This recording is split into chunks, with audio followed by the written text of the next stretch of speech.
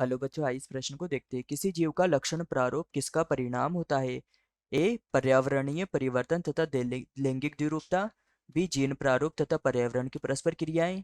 सी उत्परिवर्तन तथा संलग्नताएं। डी कोशिका द्रव्य प्रभाव तथा पोषण। तो यहाँ पर हमें बताना है कि जो किसी जीव का जो लक्षण होते हैं वह किसके परिणाम स्वरूप उत्पन्न होते हैं।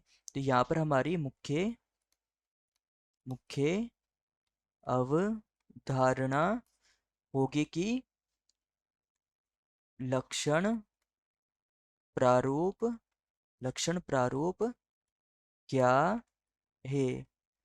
तो जो लक्षण प्रारूप होते हैं, लक्षण प्रारूप क्या होते हैं? तो किसी जीव, जैसे कि मानव में जो लक्षण है, इन लक्षणों को जो दर्शाया जाता है, इसी को ही लक्षण प्रारूप कहा जाता है। यहाँ पर जो मानव में उपस्थित जो ये लक्षण होते हैं, यह लक्षण हो सकते हैं जैसे उसके जो त्वचा होती है, उसकी जो त्वचा होती है मानव की, वह त्वचा का रंग होता है, यह त्वचा का रंग अलग अलग हो सकता है। जैसे कि जो अफ्रीका में जो रहते हैं उनका त्वचा का रंग काला होता है, वह जो ठंडे इलाकों में जैसे इंग्लैंड में रहते हैं उनके त्वचा का रंग गोरा होता है। तथा जो मानव में उपस्थित जो आंखें होती है, इन आंखों का जो रंग होता है, यह भी उसका लक्षण प्रारूप होता है, जो अलग अलग में उसके जीनों के द्वारा नियंत्रित किया जाता है, जीन के द्वारा नियंत्रित किया जाता है, जो अलग अलग जीवों में अलग अलग प्रकार के हो सकते हैं। इस प्रकार से जो ये जीन होते हैं, इन जीनों के द्वारा त्वचा का व आंखों के रंग का निर्धारण किया जाता है।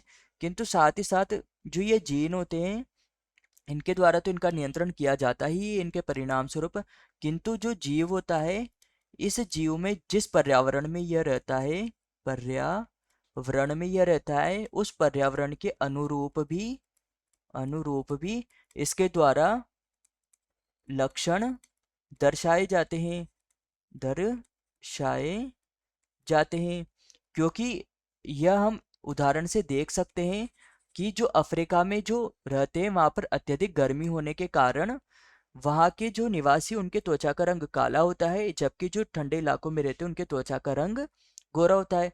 इस कारण से जो पर्यावरण ही, इस पर्यावरण के साथ साथ जो जीन है, यह दोनों ही मानव के जो लक्षण प्रारूप होते हैं उस पर प्रभाव डालते हैं। तो इस प्रकार से हमसे प्रश्न ने पूछा था कि किसी जीव के लक्षण प्रारूप किसका परिणाम होते हैं। तो यहाँ पर हमारे पास ए है कि पर्यावरणीय परिवर्तन, तो यह सही हो जाएगा। लैंगिक द्विरूपता, तो यहाँ लैंगिक द्विरूपता वह होती है जिसमें किसी एक समान जाति के जो जीव होते हैं जिनमें अलग अलग लिंग होता है, वह अलग अलग रूप से दिखाई देते हैं। तो यह भी हमारा उत्तर नहीं होगा, क्योंकि यह लक्षण प्रारूप को नहीं दिखाता है, तो यह गलत हो जाएगा।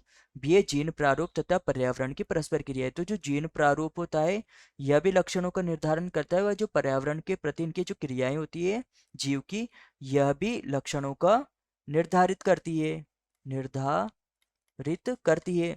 तो यह हमारा सही उत्तर होगा। सी है उत्परिवर्तन। उत्परिवर्तन वह होते हैं जो अचानक होते हैं, तथा संलग्नताएं वह होती है जिसमें लक्षण साथ साथ चलते हैं। तो यह भी हमारा उत्तर नहीं होगा। सी है कोशिका द्रव्य प्रभाव तथा पोषण। तो जो कोशिका द्रव्य के द्वारा जो प्रभाव दर्शाए जाते हैं, इसके द्वारा किसी जीव का लक्षण प्रारूप होता है, किंतु जो पोषण होता है इसके द्वारा ऐसा नहीं होता है। तो यह भी हमारा उत्तर नहीं होगा। तो हमारा उत्तर होगा उत्तर बी। यहाँ पर हमारा प्रमुख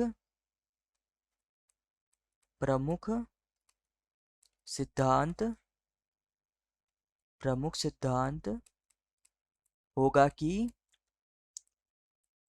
मानव में गुण सूत्रों पर उपस्थित डीएनए की सूचनाएं उसमें विभिन्न लक्षण उत्पन्न करती है।